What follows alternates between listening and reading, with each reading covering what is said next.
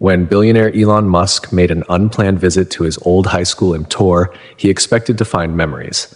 Instead, he found Salvador Vargas, the same janitor who had quietly protected him from bullies 4 decades earlier, still mopping floors at age 80, despite painful knees and meager pay. What began as a chance encounter would lead to a shocking revelation about their shared past and a life-changing decision that no one saw coming. Sometimes, the most important people in our lives are the ones we barely notice at all. Elon Musk stepped out of the sleek black car and looked up at Pretoria Boys High School. The building hadn't changed much in the nearly 40 years since he'd been a student there. The same red brick walls, the same tall windows, the same feeling of possibility, and for Elon, the same mix of good and bad memories. "We're running late, Mr. Musk," said Talia, his assistant. She checked her watch with a worried frown. "The education minister is expecting you in Cape Town by 4. "This won't take long," Elon said. "I just want to see the place before we announce the new program." Talia nodded and stepped back to make a phone call. Elon walked toward the front doors alone. He hadn't told the school he was coming. He didn't want a big welcome or news cameras. He just wanted to see the halls where his dreams had first taken shape. The doors were unlocked, and school was out for the day, but the lights were still on. Elon slipped inside and stood in the main hallway. The smell hit him first. Floor polish and chalk dust, that special school smell that never changes. For a second, he was 16 again, carrying too many books, trying to avoid the boys who liked to push him into lockers. His footsteps echoed as he walked down the hall. There was his old math classroom, and there was the library where he'd hidden during lunch when the bullying got bad. He traced his fingers along the wall as he walked, feeling the slight bumps in the paint. Elon turned down another hallway toward the science wing. This was where he'd spent the most time as a student, where he'd first fallen in love with physics and engineering, where a teacher had given him a computer programming book that changed his life. As he rounded the corner, he heard the soft squeak of a mop on the floor. An old man was cleaning up what looked like a spilled soda. He worked slowly, carefully, his back bent with age. There was something familiar about the way he moved. Elon stopped and watched. The man wore the same gray-green uniform the janitors had worn when Elon was a student.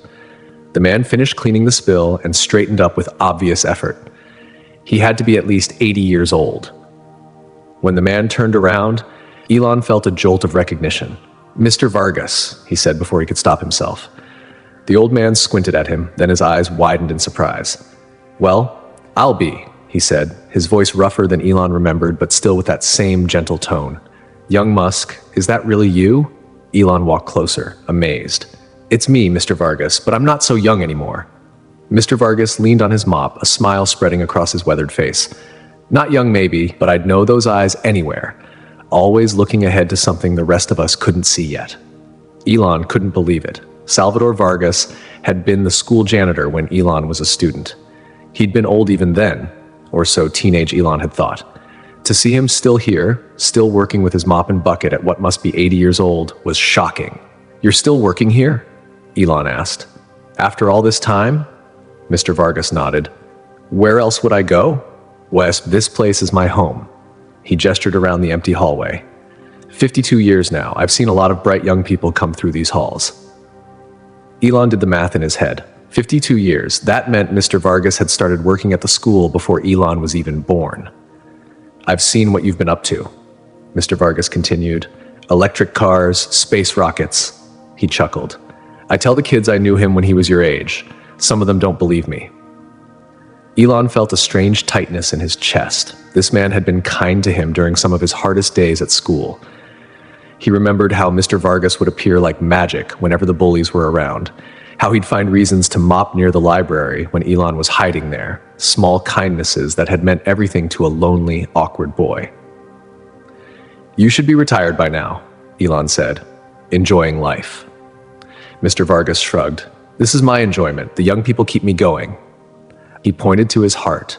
"Keep me young in here, even if the rest of me is getting old." A bell rang somewhere in the building. Mr. Vargas straightened up and grabbed his mop. "That's the late bell for extra classes," he said. "Got to finish the science wing before the robotics club comes in." He started to shuffle away, then turned back. "It was good to see you, Mr. Musk. You did good for yourself. Real good."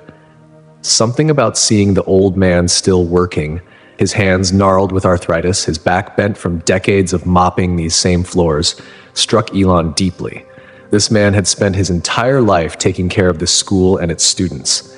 What kind of retirement could he have on a janitor's salary? "Mr. Vargas," Elon called after him. "Do you have time for a cup of coffee? I'd like to catch up." The old man looked surprised, then pleased. "For you, sure. Let me just finish this hallway." 20 minutes, Elon said. "I'll wait," said Elon. He took out his phone and sent a quick text to Talia. "Need to reschedule Cape Town. Something important came up." Her reply was immediate. "The minister won't be happy." Elon typed back, "We'll make it up to him. This can't wait." He put his phone away and watched as Mr. Vargas slowly mopped the hallway, taking care to get into every corner. The old man hummed softly as he worked, some tune Elon didn't recognize. Elon's mind was already racing ahead. One of the richest men in the world had just discovered that someone who had shown him kindness as a boy was still working a hard, physical job at 80 years old. There had to be something he could do about that. But first, he wanted to talk to Mr. Vargas, to understand why he was still here after all these years, and to thank him for those small moments of kindness that, in the lonely world of a bullied teenager, had meant everything. Elon leaned against the wall and waited, remembering the boy he had been and thinking about the man Mr. Vargas had always been. Quiet, hardworking, and kind. The meeting in Cape Town could wait. Some things were more important than business. As Elon watched Mr. Vargas finish mopping the hallway, memories flooded back from his school days. He remembered one day in particular, during his second year at Tor Boys High. A group of older boys had cornered him in the bathroom. They'd taken his backpack and were about to dunk his head in the toilet when the door suddenly opened. Mr. Vargas had walked in with his mop and bucket. "Need to clean in here, boys?" he'd said quietly. "Big mess in the other bathrooms, too." Principal's asking who made it. The boys had dropped Elon's backpack and hurried out. Mr. Vargas had never mentioned what happened. He just nodded at Elon and started mopping. But the next day and many days after that, Mr. Vargas always seemed to be cleaning nearby when those boys were around. "All done," Mr. Vargas said now, breaking into Elon's thoughts. He put his mop in the bucket and pushed it to the side of the hallway. "There's a teacher's lounge around the corner. Nobody uses it this time of day." Elon followed Mr. Vargas to a small room with a coffee maker and a few worn couches. The old man moved slowly but with purpose, like someone who knew exactly how much energy he had and didn't waste any of it. "Still take your coffee black?" Mr. Vargas asked as he filled 2 cups. Elon raised his eyebrows in surprise. "You remember how I take my coffee?" Mr. Vargas smiled as he handed Elon a chipped mug. "I remember all my kids' little habits. You used to stay late working on your science projects. I'd bring you coffee sometimes. Remember?" Elon did remember. When he had permission to use the computer lab after hours, Mr. Vargas would quietly leave a cup of coffee on his desk without interrupting his work. "I remember," Elon said, taking the mug. "You never said anything, just left it there. Didn't want to break your concentration." Mr. Vargas eased himself down onto one of the couches with a small groan. "You were always so focused, like you were trying to solve all the world's problems before dinner." Elon sat across from him. "I can't believe you're still working here, Mr. Vargas. Aren't you? I mean, if you don't mind me asking, how old am I?" Mr. Vargas chuckled. "Turned 80 last month. And yes, I should be retired. That's what my son says every time he calls from Australia." But he looked out the window at the school grounds. "I'd miss this place too much," Elon said. He took a sip of his coffee. It was surprisingly good. "You were always kind to me," he added. "I never thanked you for that." Mr. Vargas waved his hand dismissively. "No need for thanks. I just did what was right." "Not everyone does what's right," Elon said quietly. They sat in comfortable silence for a moment. Through the window, Elon could see students crossing the grounds, again, probably heading to after-school activities. They looked so young to him now. "You know," Mr. Vargas said, "I keep a scrapbook of my kids who make it big. Got you in there. News clippings about PayPal, Tesla, SpaceX." He smiled proudly. "Showed the principal when they named you the richest man in the world. Told him that boy used to hide out in our library." Elon felt strangely moved. The idea that this man had followed his career, had taken pride in his accomplishments, meant more than all the magazine covers and TV interviews. "I wasn't an easy kid," Elon admitted. "No," Mr. Vargas agreed with a smile, "but you were a good one. That's what mattered." Another memory surfaced in Elon's mind. The day he'd stayed at school until almost midnight working on a computer program. He'd lost track of time, and when he finally finished, he realized the building was locked up. He panicked, thinking he'd have to spend the night at school. But then Mr. Shen, Vargas had appeared, keys jingling. "Thought you might still be here," he'd said, as if finding a student at school at midnight was perfectly normal. He'd walked Elon home in the dark, making sure he got there safely. "You walked me home once," Elon said suddenly. "It was very late." Mr. Vargas nodded. "Your mother was worried. She'd called the school." "You never told me that. Didn't want to embarrass you." Mr. Vargas took a sip of his coffee. "You were doing important work." "I could tell." A knock on the lounge door interrupted them. A young teacher poked her head in. "Oh, I'm sorry, Mr. Vargas. I didn't know you had company." She looked curiously at Elon. "It's all right, Miss Patel. This is a former student," Mr. Vargas said simply, not mentioning who Elon was. The teacher nodded and closed the door. Mr. Vargas chuckled. "She's new, doesn't recognize you. The older teachers would have known right away." "I appreciate your discretion," Elon said. "I didn't come here for attention." "No, you never did like attention much." Mr. Vargas shifted in his seat, wincing slightly. "Not unless it was for your ideas." Elon noticed the pain on the old man's face. "Are you okay?" "Just old knees. They don't work like they used to." Mr. Vargas rubbed his leg. "But I can still get around." Elon felt a pang of sadness seeing this man, this silent guardian from his youth, struggling with pain but still working hard every day. "Mr. Vargas, can I ask? Is the pension good for someone who's worked at the school as long as you have?" The old man's smile faltered slightly. "It's not much, but I don't need much." Elon nodded, not wanting to pry further, but his mind was already calculating, planning. "You know," Mr. Vargas said, his smile returning, "I always knew you'd do something special. The way you thought about things, always different from everyone else. I used to tell my wife, that Musk boy is going to change the world someday." "And what did she say?" Elon asked. Mr. Vargas's eyes grew sad for a moment. "Maria said I was right. She was good at seeing the potential in people too." He looked down at his wedding ring. "She's been gone 15 years now." Elon wasn't sure what to say. He'd never been good with grief or emotions, but he felt the need to offer something. "I'm sorry," he said simply. "She sounds like she was a special person." "The best," Mr. Vargas agreed. "The very best." He straightened up and his voice became lighter. "Now tell me, what brings Elon Musk back to his old school after all these years?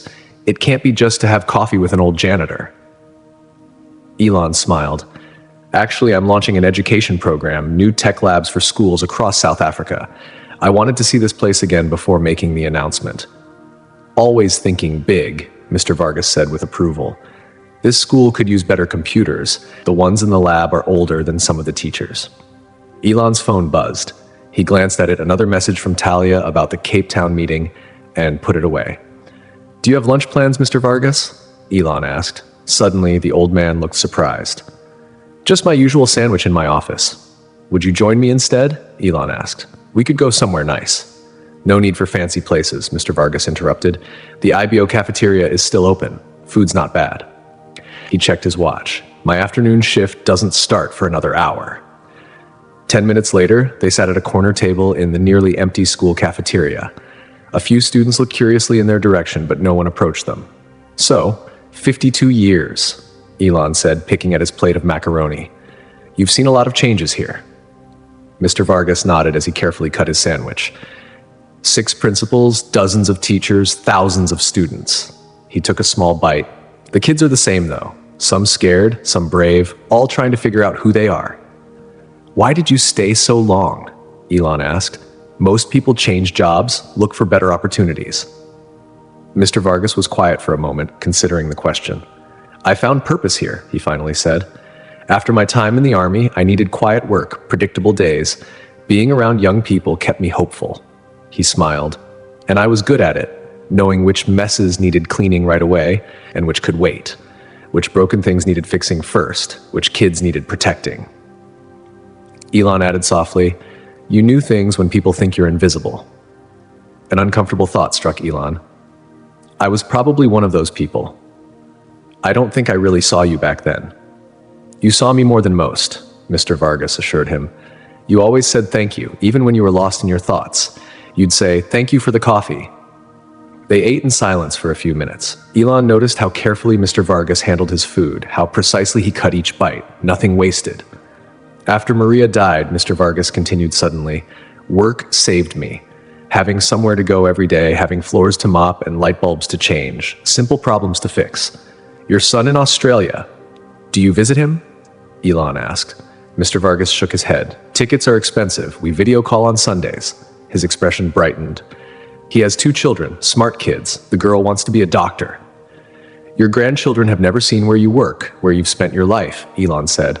"Some things can't be helped," Mr. Vargas said simply. But Elon caught the sadness in his voice. A group of boys walked by their table, laughing loudly.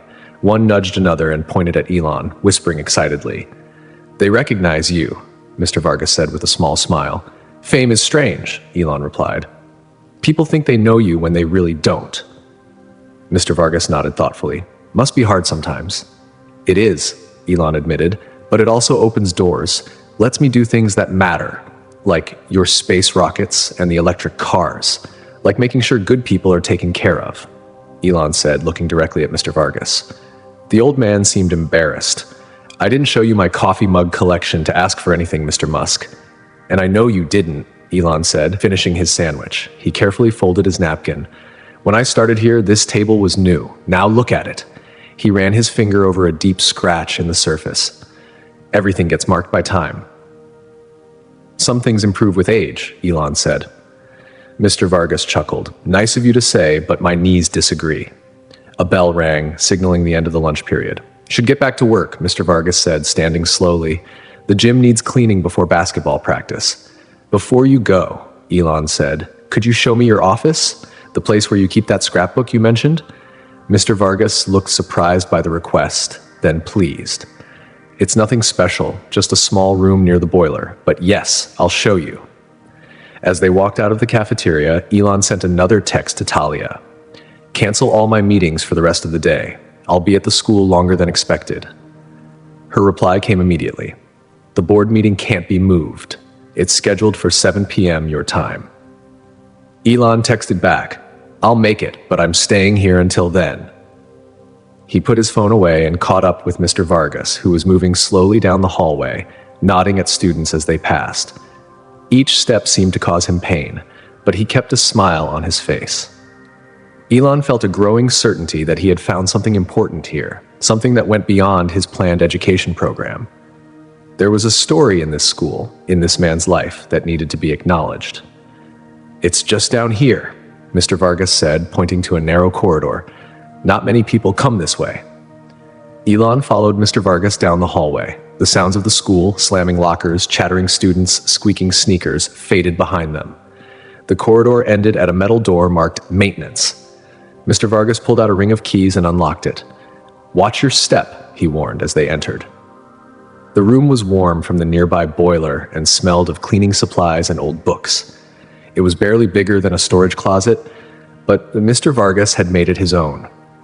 A small desk stood against one wall with a chair that had been mended with duct tape. A wobbly bookshelf held cleaning schedules, repair manuals, and a few paperbacks. Novels hung on the wall, framed photos of a smiling woman with kind eyes, who must be Maria, and another of a younger Mr. Vargas in an army uniform.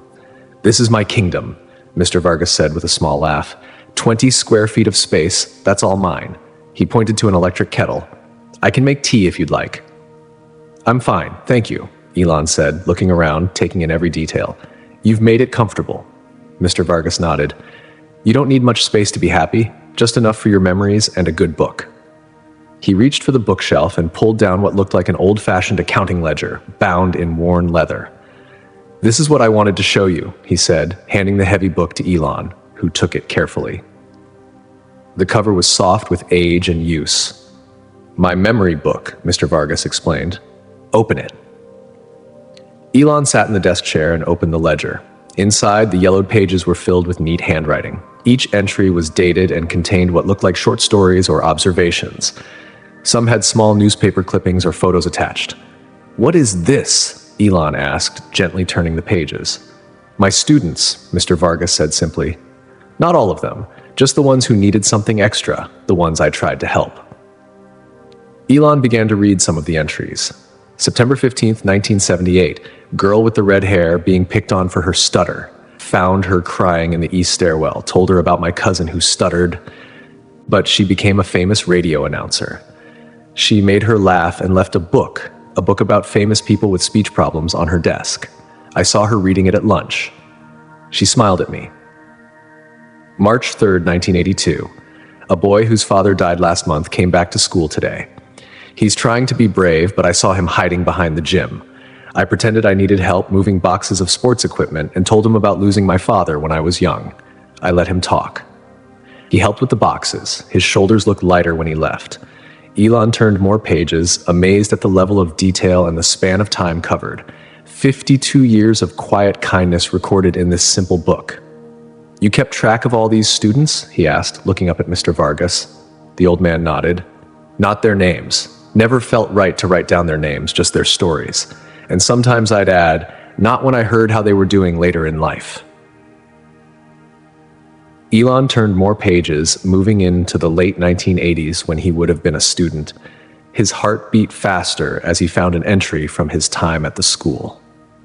June 12th, 1988. Tall, thin boy with the science projects. Older boys took his backpack again, found it in the trash bin, and cleaned it up before returning it. He worked so hard on his rocket designs, stayed late to let him finish his computer program. His mind works differently from others. The teachers don't understand him, but I think he might change the world someday if people would just leave him alone to think. Elon stared at the words, feeling a lump in his throat. Mr. Vargas had seen him, really seen him, all those years ago. He turned more pages and found other entries about himself. November 8th, 1988. Computer room. Boy reading about battery technology. Now found him asleep at the keyboard at midnight. Called his mother and walked him home. He talked the whole way about electric cars. Says gasoline is stupid and batteries are the future. His energy is amazing. January 20th, 1989. Thin boy being bullied again. Started mopping near the library at lunch. Bullies stay away when I'm there. Brought him coffee today while he worked on his project. He always says thank you, even when lost in his thoughts. Elon closed the book gently, overwhelmed by what he had read. "You did this for all of us," he said quietly. "All these years." Mr. Vargas shrugged. "It's nothing special, just small things, keeping an eye out." "It is special," Elon insisted. "For some of these kids, you might have been the only person who noticed them, who cared." "The school has good teachers," Mr. Vargas said loyally. "Teachers have to focus on grades and tests. They don't always see what you saw," Elon said. He handed the book back to Mr. Vargas, who held it carefully like something precious. "Why did you stay?" Elon asked. "You could have done so many other things, better paying jobs." Mr. Vargas ran his hand over the leather cover of his memory book. "I found my purpose here, watching young minds grow, being the person I needed when I was young." He smiled. "And I'm good at cleaning floors too." Elon laughed, but his mind was racing. He thought about the billions of dollars he controlled, the companies he had built, the dreams of Mars, sustainable energy, and brain-computer interfaces. And here was Mr. Vargas, who had changed countless lives with nothing but a mop, a kind word, and the willingness to see people who felt invisible. "Mr. Vargas," Elon said carefully, "would you show me the rest of the school? The places that matter to you?" The old man looked surprised, then pleased. "You have time for that?" Elon checked his watch. "I have 4 more hours before I need to leave for a meeting I can't miss, and I want to see the school through your eyes." Mr. Vargas put his memory book back on the shelf. "Then let me show you the real Pretoria Boys High School," he said with a smile. "The parts most people never notice." As they left the tiny office, Elon had already made up his mind. Something needed to be done. He just wasn't sure what, not yet.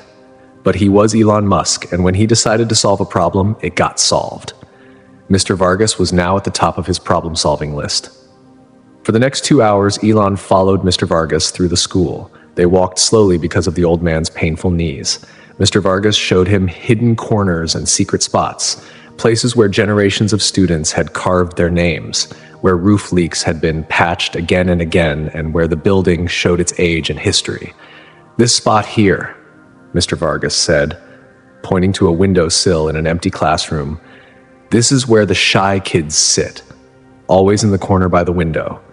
Different kids every year, but always the same spot." Elon looked at the worn wooden sill. "I sat there in English class." Mr. Vargas nodded. "I know. I remember polishing that windowsill while you read a book about rockets." They moved on to the gym, where a basketball practice was just ending. Mr. Vargas nodded to the coach, who waved back. "Now I need to clean this floor," Mr. Vargas said. "You probably have important things to do," Elon said. "I'll help," Elon replied. Mr. Vargas raised his eyebrows. "The richest man in the world wants to mop a gym floor?" "The richest man in the world started out as a kid who could have used more practice at helpful things," Elon replied. "Show me what to do." To the amazement of the lingering basketball players, Elon Musk spent the next 45 minutes helping Mr. Vargas clean the gym floor.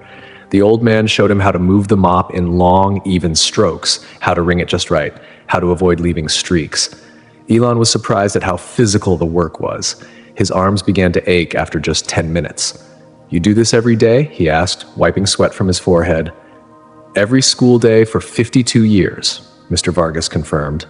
He was working more slowly than Elon, but with perfect technique. Good exercise. As they worked side by side, Elon noticed Mr. Vargas wince whenever he had to put weight on his left leg. "Your knee is bothering you," Elon said. "It wasn't a question." Mr. Vargas didn't try to deny it. "Old injury from my army days," he said. "Got worse with age."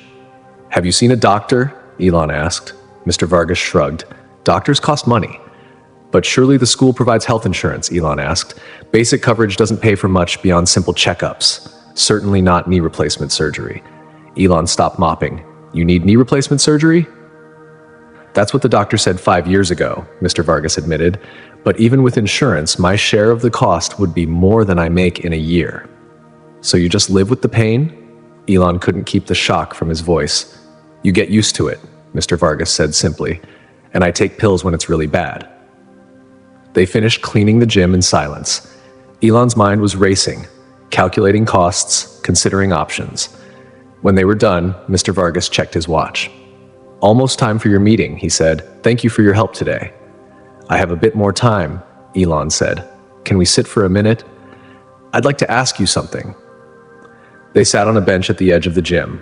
Mr. Vargas sighed with relief as he took the weight off his legs. "Mr. Vargas," Elon began carefully, "I hope you don't mind me asking, but what are your plans for retirement?" The old man's face grew serious. "Work as long as I can," he said. "The pension isn't enough to live on, not with rent and medicine and food prices these days." "But you can't work forever," Elon said gently. "No," Mr. Vargas agreed. "Another year or two, maybe. Then I'll have to move in with my son in Australia." His voice grew sad. "I don't want to be a burden to him. He has his own family, his own bills, but I don't see another choice." "What about your apartment here?" Elon asked. "You'd have to sell it." Mr. Vargas gave a short laugh. "I don't own anything to sell. I've rented the same small place for 30 years. Rent goes up every year, but my pay doesn't keep pace." Elon was stunned. He'd suspected Mr. Vargas' situation wasn't ideal, but hearing the reality was still shocking. This man, who had given so much to so many, was facing his final years in poverty and dependency. "What about savings?" Elon asked. "After working so long," Mr. Vargas looked down at his worn hands. "Maria's cancer took all that," he said quietly. 3 years of treatments. Good years, though, worth every cent." He smiled at the memory of his wife.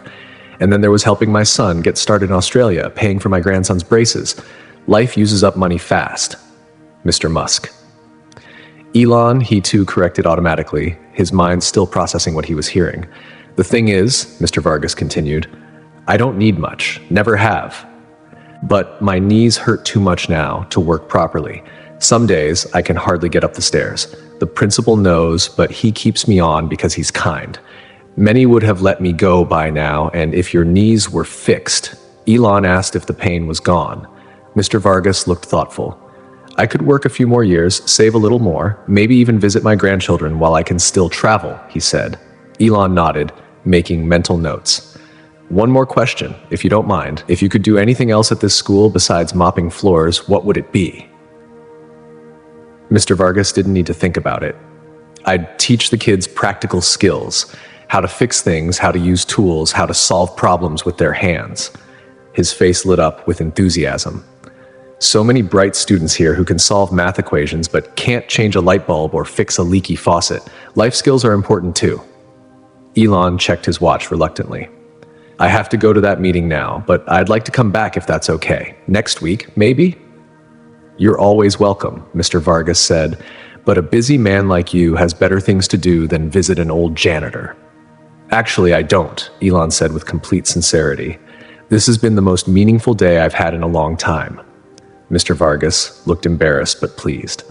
You were always a strange boy, Elon Musk, in the best possible way. As Elon stood to leave, Mr. Vargas struggled to his feet, grimacing with pain. Without thinking, Elon reached out to help him up. The old man's hand was rough with calluses, but his grip was still strong. Thank you for today, Elon said, for everything, years ago and now. Come back anytime, Mr. Vargas replied. I have more stories to tell. Elon walked out of the school to where his driver was waiting. His head was buzzing with ideas, and his heart felt both heavy and strangely hopeful. He had much to think about on the flight to Cape Town. To the airport, Mr. Musk? The driver asked, opening the car door. Yes, Elon said, sliding into the back seat, and I'll need privacy for some calls. As the car pulled away from Pretoria Boys High School, Elon looked back at the red brick building. Somewhere inside, Mr. Vargas was still working, still cleaning, still in pain. The thought made Elon's jaw tighten with determination. Once the privacy screen was up, Elon pulled out his phone and called Talia. I need you to gather some information, he said without preamble when she answered. Everything you can find about Pretoria Boys High School's budget, staff salaries, and pension plans for non-teaching staff. Also, I need information on Salvador Vargas, the head janitor, how much he makes, his employment history, his pension details. Got it, Talia said, not questioning the unusual request. Anything else? Yes, Elon continued. Research knee replacement surgery costs in South Africa, best doctors, best hospitals, and find out who handles school maintenance staff, education, or training programs nationally. This is for the new education initiative? Talia asked. It's becoming something more, Elon replied. I'll explain later. He ended the call and stared out the window at the streets of Pretoria sliding by. He thought about Mr. Vargas's tiny office, his worn memory book filled with 52 years of quiet kindness. He thought about the pain in the old man's eyes when he talked about not being a burden to his son. He thought about the contrast between his own wealth and Mr. Vargas's struggle. By the time he boarded his private jet, Talia had already sent the first batch of information. Elon settled into his seat and began reading through the documents on his tablet. What he found made him increasingly angry. After 47 years of full-time work, Mr. Vargas's monthly pension would be just enough to cover rent for a small apartment. Not food, not medicine, just rent. The school's maintenance staff had received only 2 small raises in the past decade, while administration salaries had grown substantially. Elon made more notes, his fingers moving quickly over the screen. He called his lawyer next. Jim, I need to set up a new foundation, something focused on education support staff, janitors, cafeteria workers, bus drivers, the people who keep schools running but get overlooked. Interesting angle, Jim said. What's the catalyst? I met someone today who's been changing lives for 52 years with nothing but a mop and kindness, Elon said. I want to help him, but I want it to be bigger than just one person. I'm thinking nationally, maybe globally, eventually. Budget? Jim asked. Elon thought for a moment. Let's start with 50 million. There was a pause on the other end of the line. That's a substantial commitment for a new foundation. It's not enough, Elon said firmly, but it's a start. I want this moving quickly. Draft the paperwork and have it ready by the end of the week. Next, he called the head of his education initiative team. Grace, I want to add a new component to the Tech Labs program, he said. A focus on practical skills, building things, fixing things, hands-on problem solving, like shop class. More than that, Elon replied. An innovation center where kids can learn both digital and physical skills, coding and carpentry, AI and plumbing. The future needs people who can think and do. He could hear Grace typing notes. That's actually brilliant, she said. It addresses a huge gap in modern education. I'll work it into the proposal. And one more thing, Elon added. I want to create a new position, a mentor role for someone with practical experience who can guide students, not a traditional teacher, but someone who knows how things work in the real world. By the time the jet began its descent into Cape Town, Elon had made 12 calls and sent 23 emails. He had the outline of a plan, but some parts still needed work. While he sat through the rescheduled meeting with the education minister, his mind kept drifting back to Pretoria, to Mr. Vargas, and his memory book. Later that night, in his hotel room, Elon received one more piece of information from Talia, Mr. Vargas's home address and phone number. He stared at it for a long time, thinking about what to do next. The solution had to be more than just money. Mr. Vargas wasn't the type of person who would accept charity, even from a former student. The help needed to come with dignity, with purpose, with a way for Mr. Mace Vargas to keep contributing, to keep helping students, but without the physical strain that was causing him so much pain. Elon pulled out his notebook, the old-fashioned paper kind he still used for his most important ideas, and began to sketch out the next phase of his plan. By the time the sun rose over Cape Town, he knew exactly what he needed to do. He would return to Pretoria Boys High School in 3 weeks, and this time he would bring more than just memories and questions. He would bring a solution. 3 weeks passed in a blur of meetings, phone calls, and legal documents. Elon worked with his usual intensity, staying up late into the night to perfect the details of his plan. When the day finally came to return to Pretoria, he felt both excited and nervous. This time, he didn't arrive alone. Talia came with him, along with a lawyer and 2 members of his education initiative team. He'd also arranged for the school principal to be available, though he hadn't explained exactly why.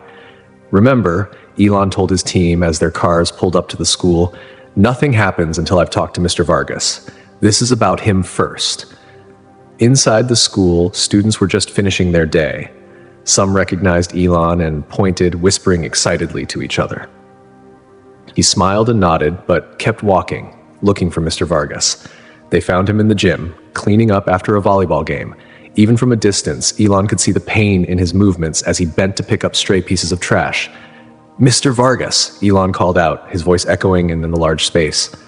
The old man turned, surprise and then pleasure crossing his face as he recognized Elon. "You came back," he said, leaning on his broom. "I didn't think you would." "I promised I would," Elon replied. He introduced his team briefly. "They'll be meeting with the principal while you and I talk. Is that okay?" Mr. Vargas looked curious but nodded. "What would you like to talk about?" "Actually," Elon said, "I was hoping you could show me more of the school, the places that need the most work, the spots that get overlooked." Mr. Vargas raised his eyebrows. "You want a tour of the school's problems?" "Exactly," Elon said with a smile. "Nobody knows them better than you." For the next hour, Mr. Vargas led Elon through the school, pointing out all the issues that had built up over decades. Leaky ceilings, outdated wiring, inefficient heating systems, worn-out equipment. Elon took notes and photos on his phone, asking detailed questions about each problem. "The science lab sinks haven't worked right since 1995, Mr. Vargas explained as they examined the chemistry room. "I fixed them with parts I find at the hardware store. But they need to be completely replaced. And this," Elon asked, pointing to a makeshift shelf unit I built, "that after the earthquake in 2010? Mr. Vargas said proudly. "The original cabinets fell apart and the school didn't have the budget for new ones. I made it from old desks that were being thrown out everywhere." They went on, and Elon saw evidence of Mr. Vargas's ingenuity and care. He hadn't just cleaned the school for 52 years. He'd literally held parts of it together through creativity and determination. They ended their tour at the school workshop, a large room filled with tools and half-finished wood projects. Unlike the rest of the school, this space was neat and well-organized, with tools hanging in their proper places and the floor swept clean. "This is my favorite place," Mr. Vargas admitted. "The woodworking teacher lets me use it sometimes on weekends." I've made furniture for teachers, repaired things for the school. He ran his hand lovingly over a workbench. Working with your hands is good for the soul. Elon looked around the workshop thoughtfully. You know a lot about how this school works, the systems, the structure, the people. After 52 years, you learn a thing or two, Mr. Vargas said with a modest shrug.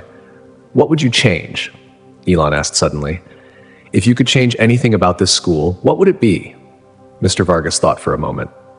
I'd make sure every student learned practical skills, he said finally. Not just book learning, but how to solve real problems, how to build and fix things. He pointed to a broken chair in the corner. A student did that yesterday, leaned back too far. In my day, he would have had to fix it himself. Now it just gets thrown away. Elon nodded, making more notes. I'd also make the building work better for everyone, Mr. Vargas continued, warming to the topic. Better light for reading, more quiet spaces for the kids who need calm, smoother floors for wheelchairs. He looked almost embarrassed by his enthusiasm. I've had a lot of time to think about these things. I can tell, Elon said. You've thought about problems that most people don't even notice. Mr. Vargas gestured at his janitor's uniform. When you wear this, you become invisible. You see things others miss. Not invisible, Elon said firmly. Essential. The school couldn't function without you. Mr. Vargas looked pleased but uncomfortable with the praise. He glanced at his watch. I should get back to work. The east hallway still needs mopping. Actually, Elon said, I was hoping you could join me for a meeting with the principal. I have something I'd like to discuss with both of you. Mr. Vargas looked down at his work clothes. Like this, I'm not dressed for a meeting. You're perfect just as you are, Elon assured him. This meeting is about you, after all. Confusion crossed the old man's face. About me? Why would you and the principal need to meet about me? Elon smiled. Because I have a proposition I'd like to share with you. Something that I think could benefit you, the school, and generations of students to come. I don't understand, Mr. Vargas said, clearly puzzled. You will, Elon promised. Just trust me for a little longer. Can you do that? Mr. Vargas studied Elon's face for a long moment, then nodded slowly. I trusted you with my after-hours key when you were 16, he said with a small smile. I suppose I can trust you now. Together, they walked toward the principal's office. Mr. Vargas moving slowly with his painful knees, Elon matching his pace step for step. When they entered the white principal's office, several people were already seated around a conference table. Principal Enlovu rose to greet them, looking both excited and confused. Talia and the rest of Elon's team sat with folders and tea sets ready. Mr. Musk, thank you for coming, the principal said, shaking Elon's hand. Then he turned to the janitor with visible surprise. Mr. Vargas, I didn't realize you would be joining us. Mr. Vargas is actually the reason for this meeting, Elon explained. Please, let's all sit down. Mr. Vargas hesitated, clearly uncomfortable being the center of attention in such an important meeting. Elon pulled out a chair for him, and the elderly man sat down carefully. First, Elon began, I want to thank Principal Enlovu for accommodating this unexpected meeting. What I'm about to propose will require the school's cooperation. The principal nodded, looking intrigued. We're honored to have you take an interest in your alma mater, Mr. Musk. My interest was rekindled by a chance encounter 3 weeks ago, Elon said, glancing at Mr. Vargas. I discovered that my old school janitor was still working here at the age of 80. But what I discovered next was even more remarkable. This man has been quietly changing lives and maintaining this school for over 5 decades. Mr. Vargas looked down at his hands, embarrassed by the praise.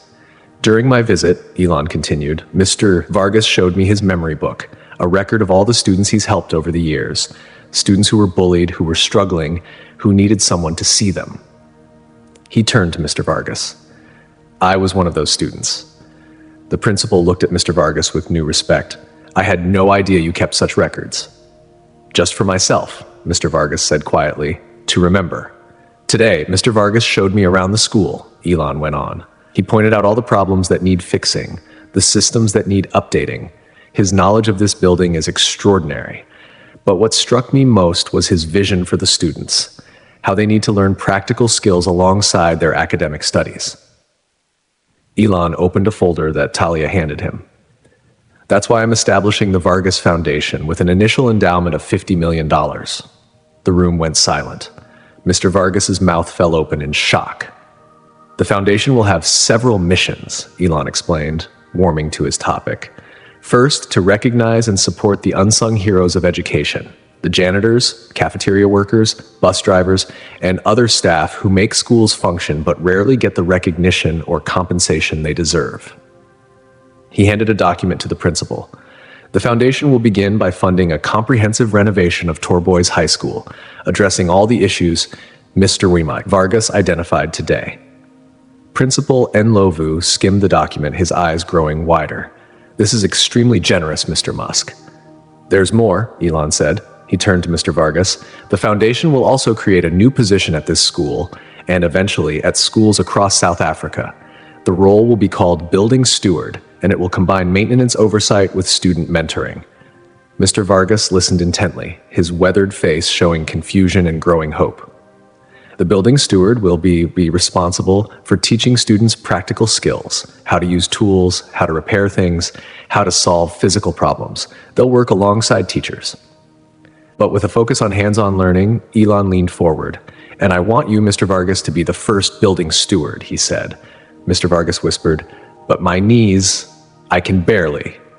The position comes with full medical benefits, Elon interrupted gently, including surgery to fix your knees, and the salary is 3 times what you currently make as head janitor. Tears welled up in Mr. Vargas's eyes. I don't know what to say. Say you'll consider it, Elon said. The position can be as hands-on or hands-off as you want it to be. You can focus on mentoring students rather than physical labor.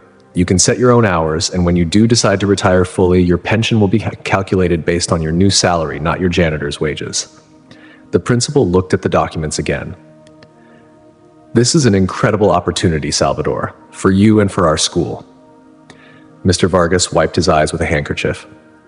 Why would you do this for me? He asked. Because 52 years ago, you started coming to work every day with a mop and a bucket and a willingness to see people who felt invisible. Elon said simply.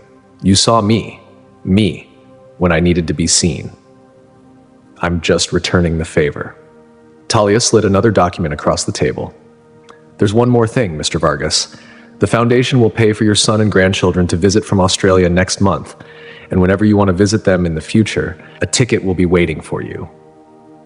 Mr. Vargas covered his face with his hands, his shoulders shaking slightly. The room fell silent, giving him a moment to compose himself. Finally, he looked up, his eyes red but his expression determined. I accept your offer, Mr. Musk. But on one condition, he added. Elon raised his eyebrows. What condition? That I can still clean the east hallway myself, Mr. Vargas said with a small smile. I've been cleaning that floor for 52 years. It wouldn't feel right to stop completely. Elon laughed, relief and joy flooding through him. Deal. You can clean any hallway you want, Mr. Vargas, but only after your knees are fixed. The principal extended his hand to Mr. Vargas. Congratulations, Salvador, or should I say, building steward Vargas? As they shook hands, Elon sat back and watched the emotion on Mr. Vargas's face, a mixture of disbelief, gratitude, and the quiet dignity that had always been part of who he was. Later, as they walked out of the meeting, Mr. Vargas turned to Elon. There's something else I need to show you, he said, something I've kept for a very long time. It's in my office. What is it? Elon asked, curious. Something you created, Mr. Vargas said mysteriously. Something you threw away because you thought it was a failure. But I saved it because I thought it had promise. Elon felt a tingle of curiosity. Lead the way, Mr. Building Steward. Mr. Vargas led Elon back to his small office near the boiler room. The space seemed even smaller with both of them inside. Mr. Vargas moved to a metal filing cabinet in the corner, pulled out a small key from his pocket, and unlocked the bottom drawer. I don't show this to many people, he said, reaching into the drawer. Some things you keep private. He pulled out a flat, rectangular package wrapped in brown paper and tied with string. The paper was yellowed with age, the string faded. Whatever was inside had been stored for a very long time. What is it? Elon asked, genuinely puzzled. Mr. Vargas carefully untied the string and unwrapped the paper. Inside was a stack of papers, the edges worn and slightly discolored. He handed them to Elon. You threw these away, Mr. Vargas said. Back in 1989, you were working late in the science room on some kind of project. When you left, I came in to clean and found these in the trash bin." Elon looked down at the papers in his hands. They were covered with drawings, diagrams, and calculations, all in his teenage handwriting. At the top of the first page, he had written "Electric Car Battery System Design" in careful block letters. "I remember this," Elon said softly, amazed. "This was my idea for a better battery configuration." He flipped through the pages, seeing diagrams of cell arrangements, cooling systems, and charge controllers. I got frustrated because I couldn't solve the thermal management problem. I thought it was a failure." "It didn't look like a failure to me," Mr. Vargas said. "I don't understand all that technical stuff, but I could tell it was important. You were always working on important things." Elon continued studying the old drawings. They were crude compared to Tesla's current technology, but he could see elements that had eventually found their way into his company's battery designs. Ideas he had thought were new had actually been in his mind decades earlier. "Why did you keep these?" Elon asked, looking up from the papers.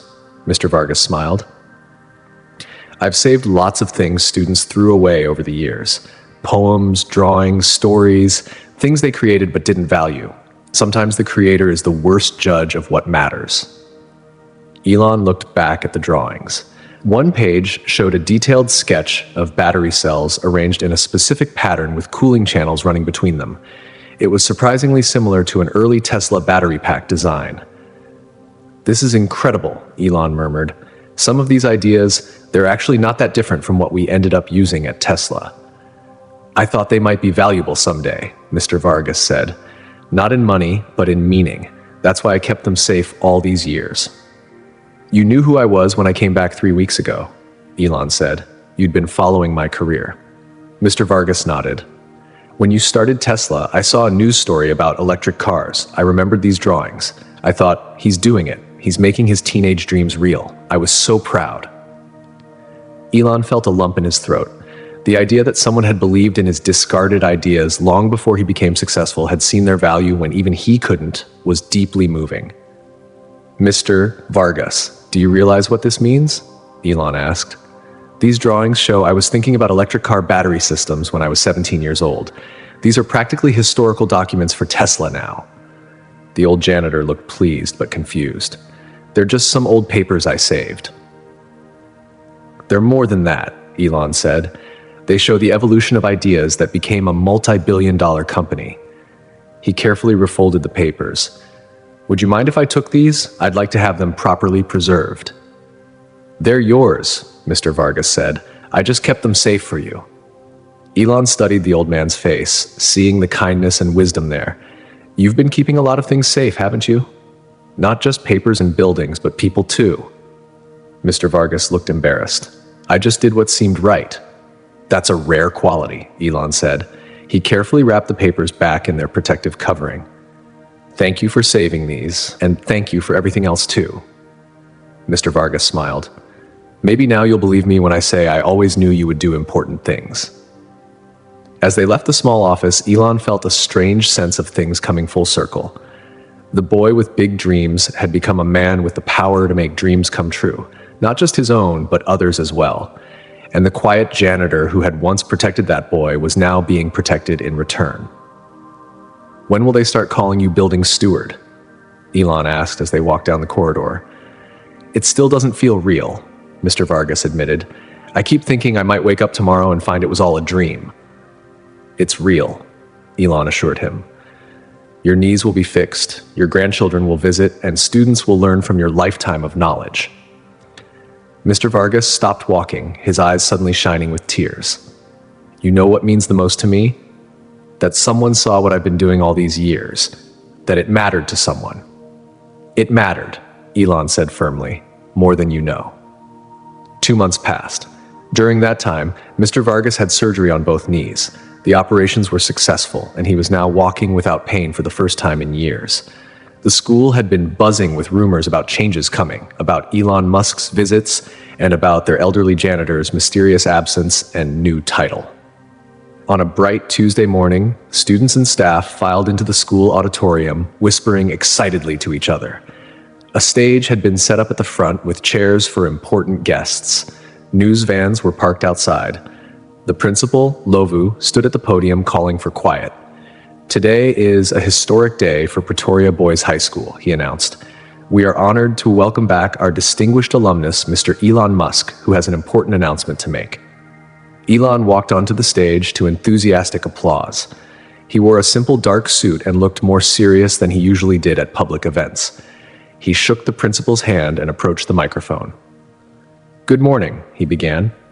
"Many of you know me as the CEO of Tesla and SpaceX. Some of you know I was once a student here, just like you." He paused, looking out at the sea of young faces. "But today I'm here to talk about someone far more important to this school than I ever was." He gestured to the side of the stage where Mr. Vargas stood waiting. "I'd like to introduce Mr. Salvador Vargas." Mr. Vargas walked onto the stage not with his former painful shuffle, but with confident steps. He wore a new gray suit instead of his janitor's uniform.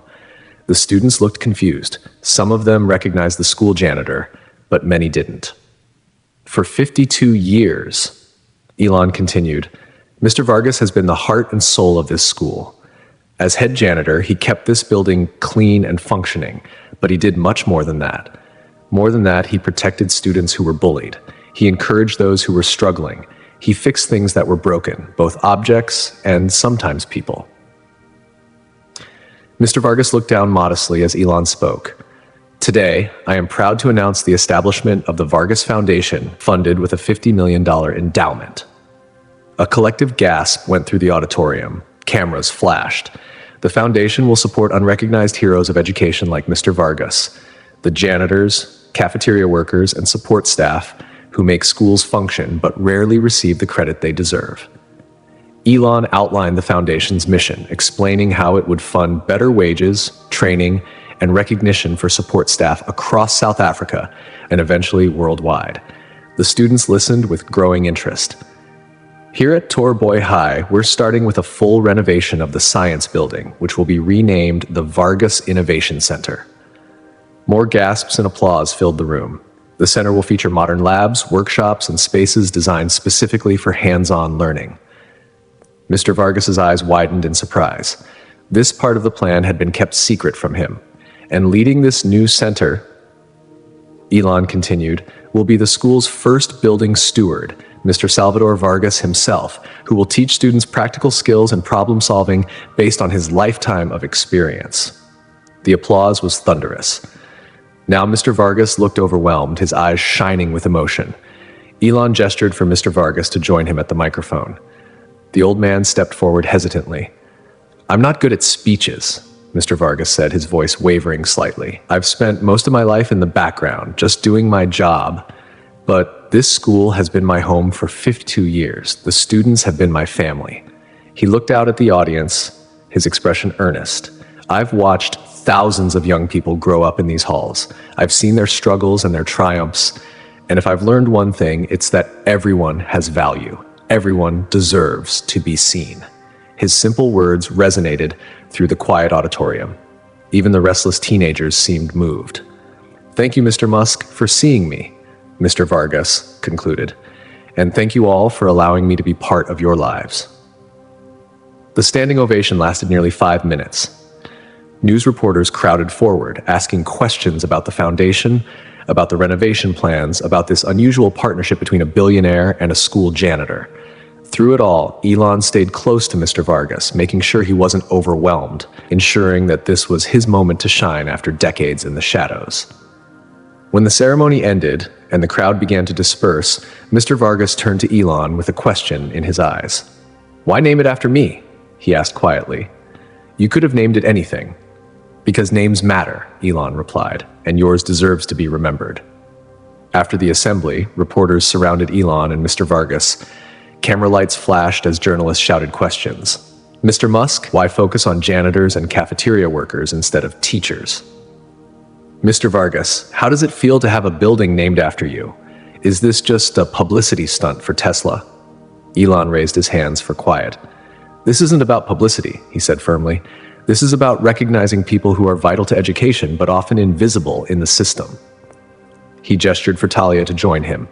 She handed him a tablet, and he pulled up a series of charts and research findings. "We've been studying the role of support staff in education," Elon explained to the reporters.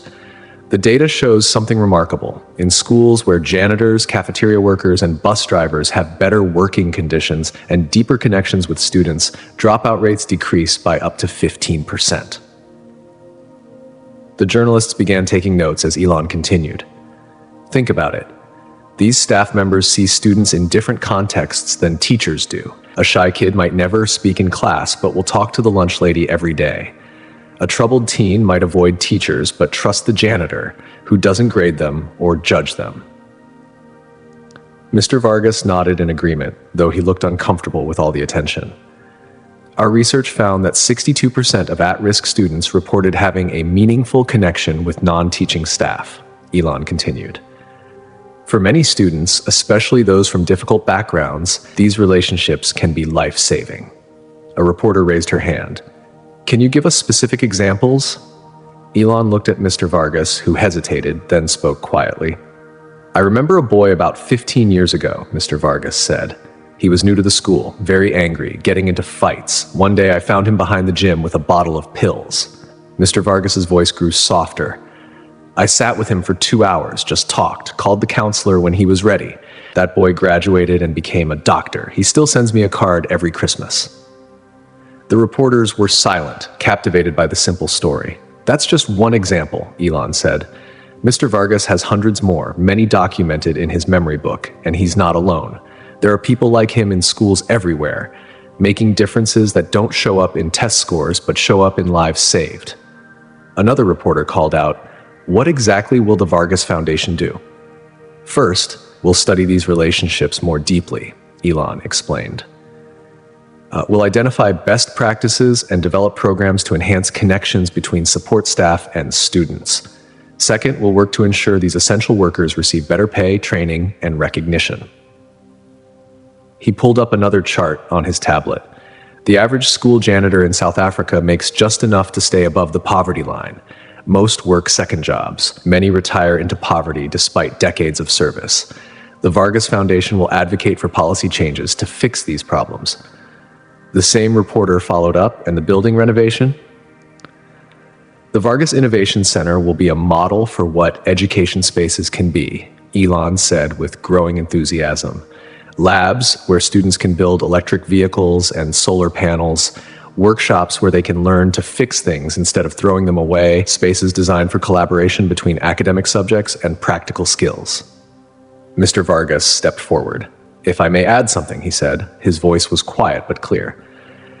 I've watched education change over 52 years. Students know more facts than ever before, but many can't solve simple problems with their hands. The new center will help fix that gap. As the press conference continued, students gathered around the edges of the room, listening with interest. Some were taking pictures with their phones, while others were looking at Mr. Vargas with new respect, seeing the janitor in a completely different light. One bold student raised his hand. Mr. Vargas, will you teach us how to build rockets like Mr. Musk? The old man smiled. I'll teach you how to use tools and solve problems. Where you fly with those skills is up to you. Later, after the reporters had left, Elon and Mr. Vargas sat alone in the principal's office, taking a moment of quiet amid the excitement. It's a lot to take in, Mr. Vargas said, looking a bit overwhelmed. Too much? Elon asked with concern. Mr. Vargas shook his head. Not too much, just different. I've spent my life working quietly, why now suddenly everyone wants to hear what I have to say. They should have been listening all along, Elon said. That's the point of all this, to make people listen to the voices they've been ignoring. Mr. Vargas nodded thoughtfully. My wife would have loved this. Maria always said schools should value everyone who works there, not just those with fancy degrees. She sounds wise, Elon said. The wisest person I ever knew, Mr. Vargas agreed. He looked at Elon curiously. What made you think of all this?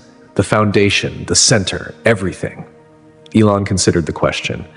When I found you still mopping floors at 80 with painful knees, I was angry at first. It seemed unfair. But then I realized unfairness without action doesn't help anyone. So I started thinking about how to fix not just your situation, but the whole system. You always did think big, Mr. Vargas said with a smile. I learned from the best, Elon replied.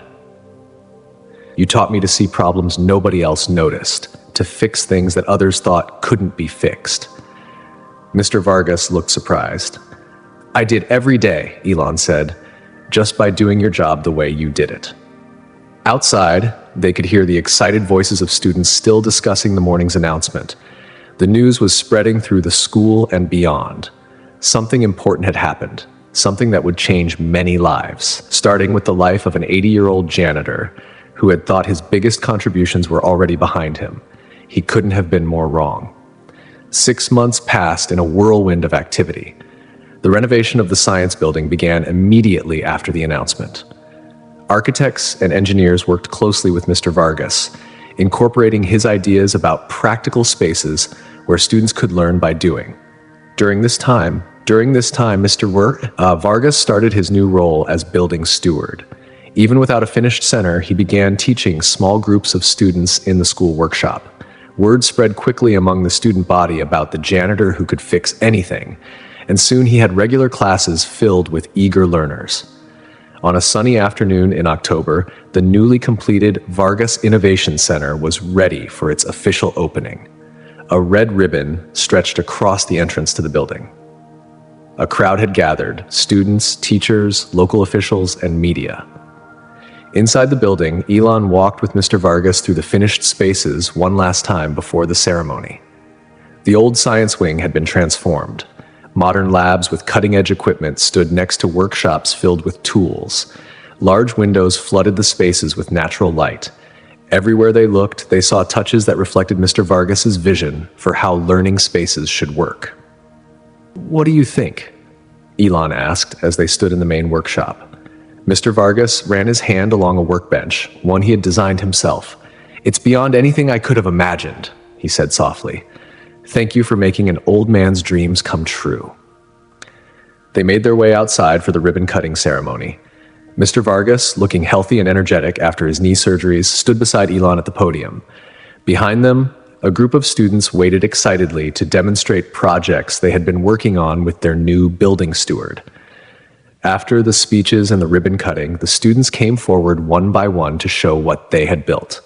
One girl demonstrated a simple robot she had programmed to sort recycling.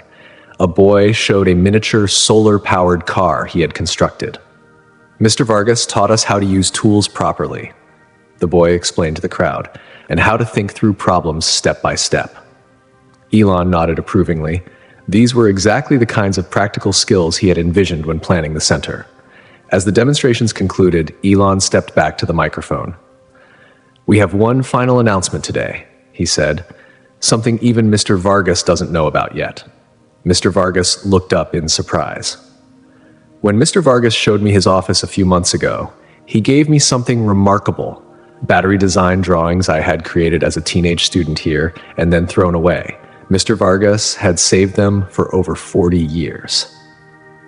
Elon held up the yellowed papers, carefully preserved in a glass frame. What I didn't realize then was how significant these drawings would become. After studying them more carefully, our engineers at Tesla discovered that my teenage sketches contained an approach to battery thermal management that, while crude, inspired a new direction in our research." The crowd murmured with interest. "A resulting patent has led to a breakthrough in our battery technology," Elon continued. "And as the legal creator of the original concept, I've decided that Mr. Vargas, who preserved these drawings and recognized their value when I did not, will receive 5% of all revenues from products using this technology." Gasps and applause erupted from the audience. Mr. Vargas stood frozen in shock. "Based on our projections," Elon added, "that amount will likely reach several $1,000,000 over the next decade." Cameras flashed as reporters rushed to capture Mr. Vargas's reaction. The old man's face showed complete disbelief. Elon turned to him. "You kept my dreams safe until I was ready for them. It's only fair that you share in their success."